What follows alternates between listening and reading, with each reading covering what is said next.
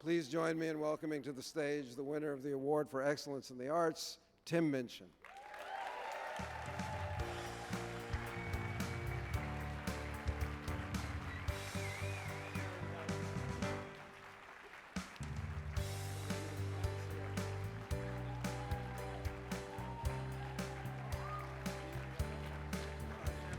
No, I got 8 minutes. You can't stand that. Oh, really? All right. Okay. I had a meeting at Warner Brothers Animation yesterday because they're making this new Cat in the Hat movie, and they asked me during the meeting whether I was familiar with Dr. Seuss's writing style. And the director of the Cat in the Hat is here tonight, and so I thought I would write my response to David's beautiful speech in dactylic tetrameter, which is the rhythmic scheme that Seuss used in Horton Hears a Who, which I always call Horton Hears a Hoo-Hoo, which is funny if you're British or Australian and have the mind of a child. For the sensitive of ears, I should warn you that this is a little bit more sweary than the average Dr. Seuss. Oh, the fucking places we'll go. Okay. Ready? G'day, USA. Oh, sorry. G'day, USA Shindig, Feb 21st. A pithy oration written in verse in response to a hopefully kind portrait of me painted by legendary David Duchovny, who was drafted to do it by powerful Aussies and agreed, God bless him, presumably because he felt pity on us because we couldn't get Hugh. But fuck that guy, DD. I much prefer you because Jackman is famously nasty on sets, and honestly, he looks uglier the closer he gets. Besides, you and I know this little-known fact. 'Twas Hank Moody, not Wolverine, taught me to act.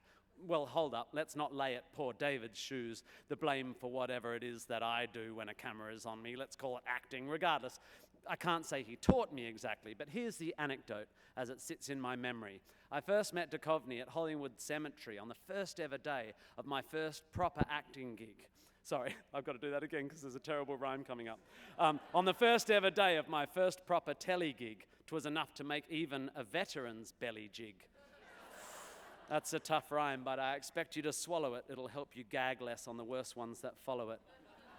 It's 2013, and to my shock and elation, I've scored a guest arc on Californication, this legendary set, and I'm suddenly on it. There's Natasha McAlone, so hot you could vomit, and Evan Handler, the genius, his head shining beautifully, and Steve Jones from the Sex Pistols playing my security, and the front man from Skid Row dead in a coffin, and Maggie Grace, who got taken surprisingly often.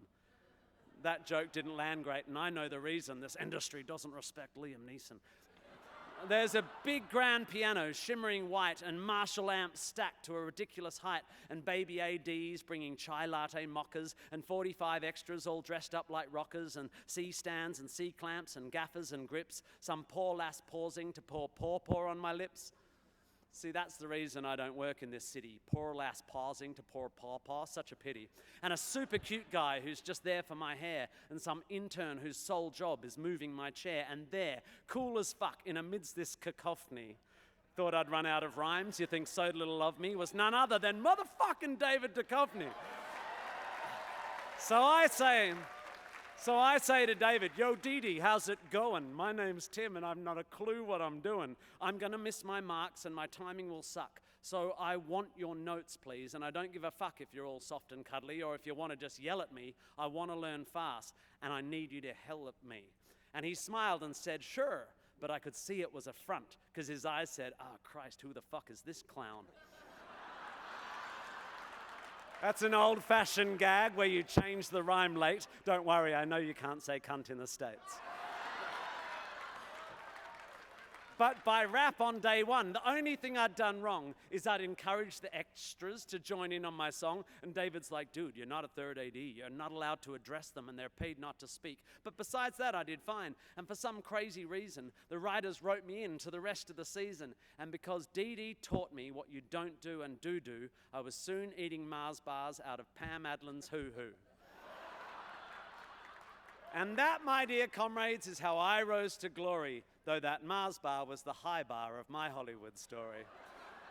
At this point, rhyming couplets in dactylic tetrameter are starting to make me sound like a rank fucking amateur. So in case you all always wanted to know, this is how you let structure go, transitioning from tedious time and repetitive rhyme to dialogue, a gradual falling away of form until you're suddenly speaking prose without really noticing the transition, like a magic trick wherein for a while you're still trying to hear the meter, one ear out for rhymes, but actually all you're hearing are the natural iams and anapests of the English language. Isn't it lovely? Fuck AI. Actually, if you've got 2 more minutes, I have an optimistic take on AI, a scenario. There are 2 photorealistic portraits on a wall, which look from a distance identical. As you get closer, you realize one is an actual photograph and one is a painting. And your heart soars and your brain explodes as the knowledge dawns on you that some person painted those hairs, those creases, that light. If you're then told the artist painted over a projection of the photo, you're slightly less impressed. If you're then told, actually, we were lying, it's an AI that makes a photo look like a painting that painted that, you immediately don't care about it at all. Humans are interested in intent, in the agency of their fellow human behind the art, struggling, striving, making choices and errors. AI might come for the perfectible stuff, but never for our flaws. Our flaws are our humanity. Our art reflects our struggle to do better within our limitations. There are machines that can put a super high G into your ear hole, but a soprano singing a third below that will give us more of a thrill because we understand what it took for her to be able to sing it. You could ask AI to write a speech in dactylic tetrameter and tell it to pitch it to a black tie crowd in a posh room, and I wager in 1,000 years it would not write that one. Or even if it did, even if it somehow had access to my memories, and even if you said to the AI, make it a bit edgy, make the rhymes imperfect, drop the C-bomb in front of the Australian ambassador, even if you did eventually come up with that same fucking stupid poem, it wouldn't be the same, because the reason you hopefully found it entertaining is that you knew that I'd made those choices. You knew that I had taken that risk, that I might have fucked it up. It's valuable not only because of the content, but because of its intent. So maybe half the film industry will die, but maybe it'll be replaced by better stuff, by human stuff. I don't know, maybe. Maybe we're fucked. That's a little thing I was thinking about today. Might spark something for someone.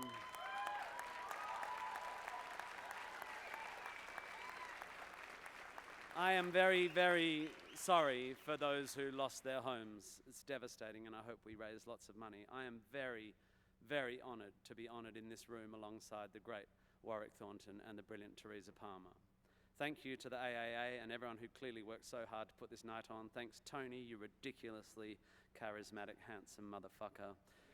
And thank you to Sarah for coming with me, not just to LA, but on the whole 3-decade ride. Tough for someone who doesn't like roller coasters. I'm so, so lucky. Thank you very, very much.